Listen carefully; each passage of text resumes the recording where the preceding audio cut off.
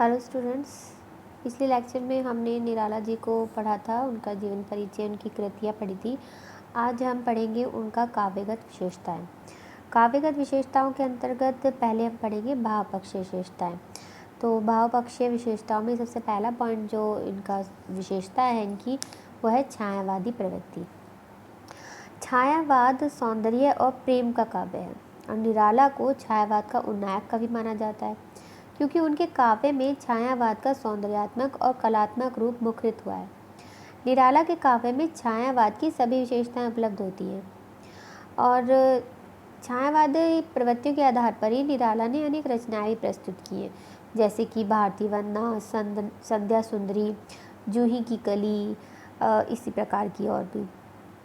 जबकि प्रारंभ में निराला जी की जो जूही की कली उनकी कविता थी, उसका पर्याप्त विरोध हुआ है और यही आपके कोर्स में भी है जो हम आगे पढ़ेंगे। तब इन्होंने सरस्वती पत्रिका में छपने के लिए कविता भेजी, तो पंडित महावीर प्रसाद द्विवेदी ने बहुत बुरा भला कहकर छापने में असमर्थता प्रकट कर दी।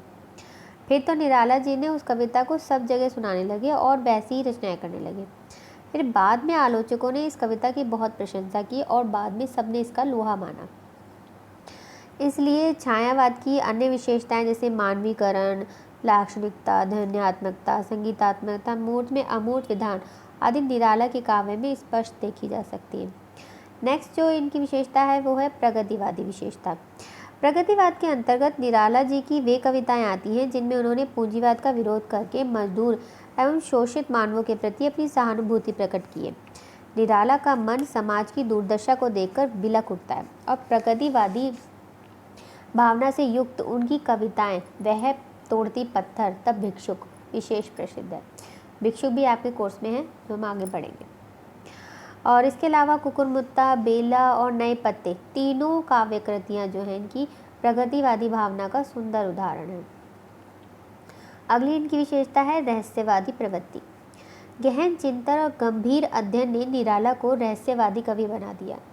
निराला के रहस्यवाद में बौद्धिकता के साथ साथ कल्पना का भी योग देखने को मिलता है और इनका जो रहस्यवाद है वो अद्वैतवादी है, यानी कि तुम और मैं। ये जो शीर्षक, इस शीर्षक से इन्होंने कविता में इसी प्रकार के रहस्यवाद को उजागर किया है। नेक्स्ट जो इनकी विशेषता है वो है सौंदर्य और प्रेम का चित्रण। निराला सौंदर्य और प्रेम के कवि माने जाते हैं और उनका जो भावुक मन है वो सौंदर्य के सागर में डूबकर प्रेम के मधुर गीत गाता है। सौंदर्य निराला की प्रेरणा है और प्रेम उनकी उपासना, इसलिए उनके क्रांतिकारी व्यक्तित्व में पुनीत प्रेम की सरिता प्रभावमान है। नेक्स्ट है प्रकृति चित्रण।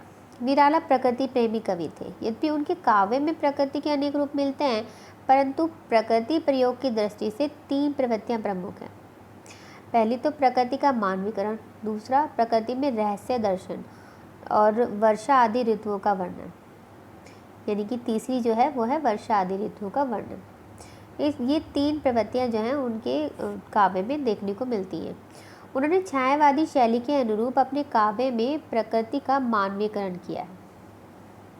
और निराला की एक सुप्रसिद्ध कविता है बादल राग, उसे प्रकृति चित्रण की दृष्टि से विशेष महत्वपूर्ण है।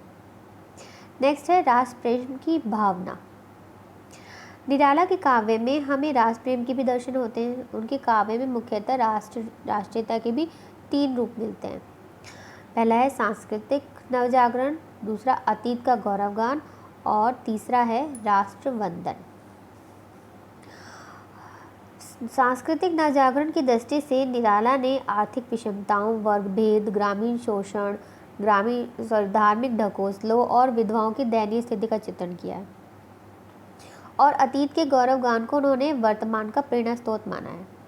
वर्तमान से असंतुष्ट होकर ही उन्होंने अतीत की झांकी प्रस्तुत की है, जिससे कि नवयुवकों को नवीन उत्साह प्राप्त हो सके। और तीसरी जो उनकी विशेषता थी राष्ट्रप्रेम के अंतर्गत, वो थी राष्ट्रवंदन। इसके अंतर्गत उनके वंदना गीत आते हैं, जिससे भारत माता के प्रति उनकी श्रद्धा और प्रेम का भाव मुखरित हुआ है। नेक्स्ट उनकी विशेषता है निराशावाद की प्रचुरता। अब निराला जी का जो जीवन है वो दुखों से परिपूर्ण है, इसलिए उनके जो कृतित्व में इसी निराशावाद की गहरी अनुभूति भी विद्यमान है। छायावादी कवियों में भी निराशा की भावना मिलती है, अतः निराला भी इससे अछूते नहीं रह सके। कवि एकाकीपन से उबरकर कहता है, एक कोटेशन के माध्यम से आप इसे समझ सकते हैं कि मैं अकेला देखता हूँ आ रही मेरे दिवस की सांध्य बेला। इन लाइनों से स्पष्ट ही पता चलता है कि उनके जो काव्य है उसमें भी निराशावाद स्पष्ट रूप से झलकता है। नेक्स्ट है उनका मानवतावादी दृष्टिकोण। निराला मनुष्य को सर्वोपरि मानते हैं। उनका संपूर्ण काव्य जो है मानव महत्व की सुदृढ़ स्थापना करता है। उन्होंने अपना समस्त जीवन मानवतावादी मूल्यों के हित संरक्षण में बलिदान कर दिया। तभी तो निराला का मन जो है वो मनुष्य की दुर्दशा देखकर रो पड़ता है। मनुष्य की पीड़ा निराला के मन की पीड़ा बन जाती है। नेक्स्ट उनकी विशेषता है रस निरूपण। निराला जी का कहना है कि नवरसों को समझने और उन्हें उनके यथार्थ रूप में दर्शाने की शक्ति जिसमें जितनी अधिक है वह उतना ही बड़ा कवि है। मतलब उनका कहने का मतलब है कि रस जितना अधिक कोई कवि दिखा सकता है, जितना उसे दिखाने की जितनी क्षमता है, वो उतना ही बड़ा कवि उन्होंने उसे माना है।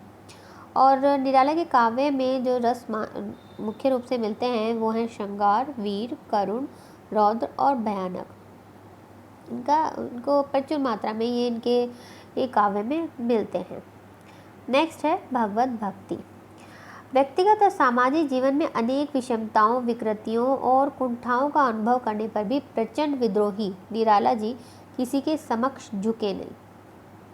यदि किसी के सामने झुके भी तो वो थे परमात्मा, जिससे अनुनय विनय करते हुए उन्होंने अपने उद्धार की प्रार्थना की है।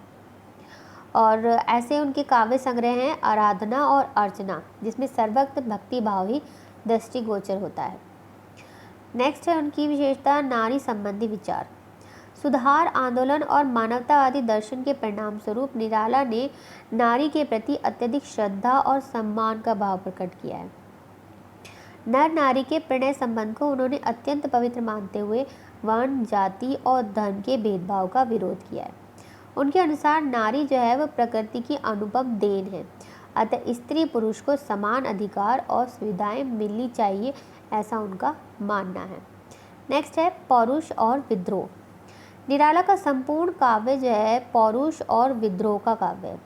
जीवन के भयंकर संकटों में भी स्वाभिमान और परिस्थितियों से समझौता करके सुखपूर्वक जीवन जीने में निराला का विश्वास नहीं था, अतः उनके संपूर्ण काव्य में भी उनके यही भाव व्यक्त होते हैं। तो ये थी काव्यगत विशेषताएं, भाव पक्षीय विशेषताएं। अब हम पढ़ेंगे इनकी कला पक्षीय विशेषताएं। कला पक्षीय विशेषताओं के अंतर्गत सबसे पहली विशेषता जिस के अंतर्गत आती है वो है भाषा, कि किस प्रकार की भाषा इन्होंने इस्तेमाल की है और उनकी भाषा में क्या क्या विशेषताएं हैं। तो ये इन्होंने एक बात कही है जो कि आप एक कोटेशन के रूप में इस्तेमाल कर सकते हैं कि जो मनुष्य जितना गहरा है वह भाव तथा भाषा की उतनी गंभीरता तक बैठ सकता है। तो ये उन्होंने भाषा के संदर्भ में कहा है। और निराला ने भावों के अनुरूप भाषा का प्रयोग किया, इसलिए उनकी जो भाषा है उसमें एक रूपता का अभाव है। तो जिस तरह के भाव होते हैं उसी तरह की वो भाषा का प्रयोग करते हैं। उनकी भाषा जो है वह भावों की अनुगामिनी है। इसके अलावा विद्वानों ने निराला की भाषा की 4 प्रकार बताए हैं। पहली तो है सरल और व्यवहारिक भाषा। निराला ने जीवन की यथार्थता को अभिव्यंजित करने के लिए सरल, सुबोध और व्यवहारिक भाषा का प्रयोग किया है। दूसरी जो विशेषता उनकी भाषा की है वो है बोलचाल की साधारण भाषा। इसके अंतर्गत उन्होंने सामाजिक अनाचार, शोषण और समाज विरोधी कार्यों का पर्दाफाश किया है और वहाँ उनकी जो भाषा है वो बोलचाल के अधिक निकट है। नेक्स्ट जो उनकी भाषा की विशेषता है वो है माधुर्य गुण से परिपूर्ण सौष्ठव युक्त भाषा। निराला जहाँ प्रेम और सौंदर्य की वर्णना करते हैं वहाँ उनकी भाषा में माधुर्य गुण का आकर्षण झलकता है। इस भाषा में कोमल भावों को अभिव्यक्त करने के लिए निराला ने प्राय कोमलकांत पदावली का प्रयोग किया है। और चौथी जो विद्वानों ने इनकी भाषा की विशेषता बताई है वो है प्रौढ़, सशक्त और ओजस्वी भाषा। निराला का शब्द भंडार अत्यंत विशाल है। अनेक स्थानों पर उनकी जो भाषा है वो संस्कृत शब्दावली से युक्त है और दीर्घ समासांत पदावली का प्रयोग होने के कारण उनकी भाषा में प्रौढ़ता आ गई है। और संक्षेप में कह सकते हैं कि निराला की जो भाषा है वो सर्वत्र भावानुकूल है। जहाँ कवि के भावों में गहनता, गंभीरता और प्रौढ़ता है, वहाँ भाषा में भी गुरुता, गंभीरता और प्रौढ़ता है। और उन्होंने शॉर्ट में हम कह सकते हैं कि निराला जो है वो आधुनिक हिंदी भाषा के डिक्टेटर हैं। अगली जो उनकी कला पक्ष विशेषता है वो है अलंकार से संबंधित। तो अलंकार विधान उन्होंने कैसा लिया है वो भी देख लेते हैं। अलंकार काव्य के सौंदर्यवर्धन के साधन है, ये हम सभी जानते हैं। निराला ने अलंकारों के द्वारा भावों और विचारों के मार्मिक चित्र प्रस्तुत किए हैं। उन्होंने प्राय उपमा, रूपक, रूपकातिशयोक्ति, मानवीकरण अलंकारों का प्रयोग अधिक किया है और उनका सर्वाधिक प्रिय जो अलंकार है वो है उपमा। ये आपकी शॉर्ट में आ सकता है कि निराला जी को सबसे प्रिय अलंकार कौन सा था, तो उसका आंसर होगा उपमा। कवि ने स्थान स्थान पर इसका प्रयोग किया है। और इसके अलावा निराला जी ने नए अलंकारों का भी प्रयोग किया है, जैसे कि विशेषण, विपर्य।